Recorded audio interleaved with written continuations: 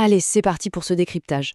Aujourd'hui, l'objectif est de prendre ce cadre juridique extrêmement dense de la promotion immobilière au Maroc et d'en faire un plan d'action clair, net et précis. C'est vrai, le droit de l'urbanisme, ça ressemble souvent à un gros mur de textes impénétrables, bourré de jargon, mais en fait, avec la bonne approche, ce mur se transforme en un manuel d'instruction absolument fascinant pour construire des villes entières. On va donc décortiquer ces règles fondamentales, étape par étape, pour rendre tout ça parfaitement limpide.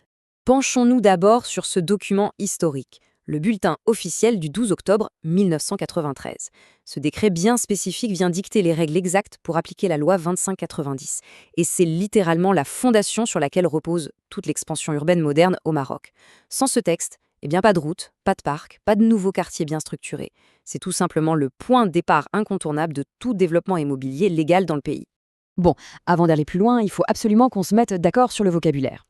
Pour naviguer là-dedans, on doit distinguer trois grands concepts.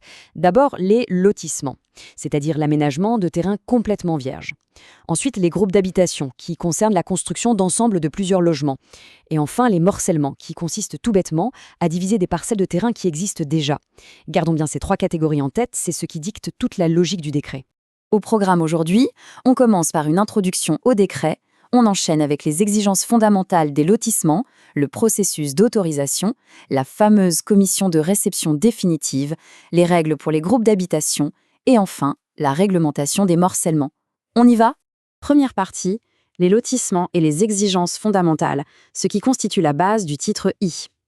Ce titre détaille absolument toute la documentation requise pour lotir un terrain légalement. Alors le point crucial, c'est que tout dossier qui se respecte doit impérativement s'ouvrir sur des plans topographiques ultra spécifiques, comme le demande l'article 2. On parle d'échelles de 1/500 ou 1/1000. Et on ne fait pas les choses à moitié, il faut cartographier avec une précision chirurgicale les limites de la propriété, les élévations, les courbes de niveau et même indiquer la moindre plantation ou construction déjà présente. C'est littéralement une radiographie complète du terrain avant de faire quoi que ce soit. Une fois que c'est cartographié, on passe à la conception urbanistique, avec l'article 3. Et c'est là que le côté humain entre en jeu. La loi impose de définir précisément les routes, de numéroter les lots en continu pour éviter le chaos total, et surtout de réserver des espaces pour la vie en société, les écoles, les cliniques, ce genre de choses. On ne pose pas juste des briques au hasard, on planifie une vraie communauté. Sauf qu'une ville, ça ne fonctionne pas sans ses artères cachées. L'article 4 est intraitable sur les infrastructures.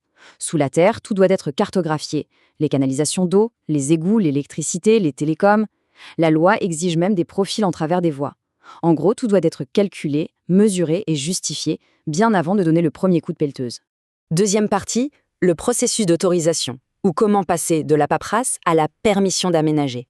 Le parcours du combattant suit une logique implacable en 5 étapes. D'abord, le dépôt du dossier. Ensuite, l'examen par des agences externes si c'est nécessaire.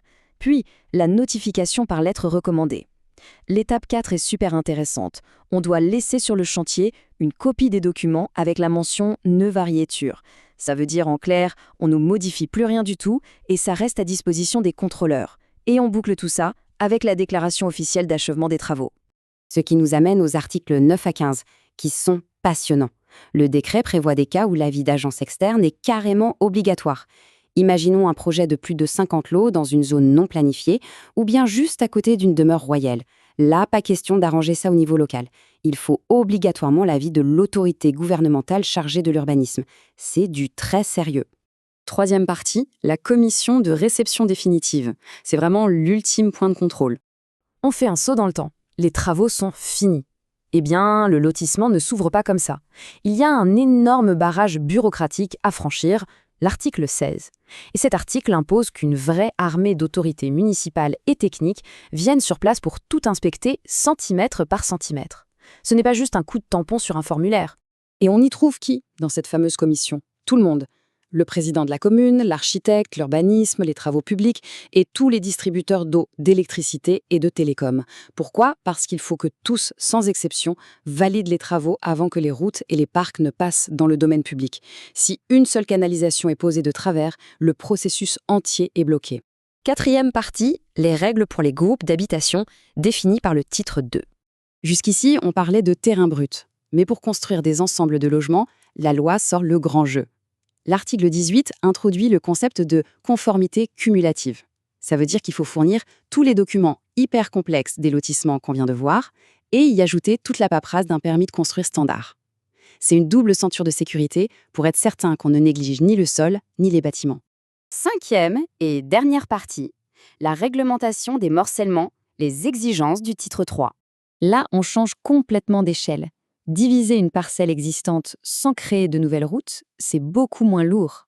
Contrairement à un lotissement complet qui demande des études d'ingénierie folles pour les égouts, un morcellement se concentre surtout sur la sécurité foncière. On s'appuie sur des certificats de propriété et des plans de base. Logique, moins d'infrastructures publiques à créer, moins de paperasse à fournir. L'article 21 vient rendre tout ça super efficace. Une demande de morcellement, c'est 4 choses. Un plan de situation, un certificat de la conservation foncière, un plan de masse s'il y a déjà des bâtiments, et le plan du projet lui-même. On envoie tout ça en 4 exemplaires au président du conseil communal.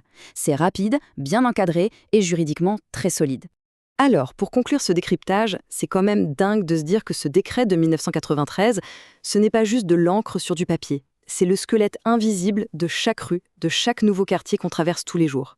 Face à la croissance explosive des métropoles aujourd'hui, la vraie question est de savoir comment un niveau de rigueur pensé il y a 30 ans continue encore aujourd'hui d'être le bouclier absolu qui sécurise notre façon de construire la ville de demain. C'est une réflexion fascinante à garder en tête la prochaine fois qu'on observe un chantier de construction. Merci d'avoir suivi cette analyse.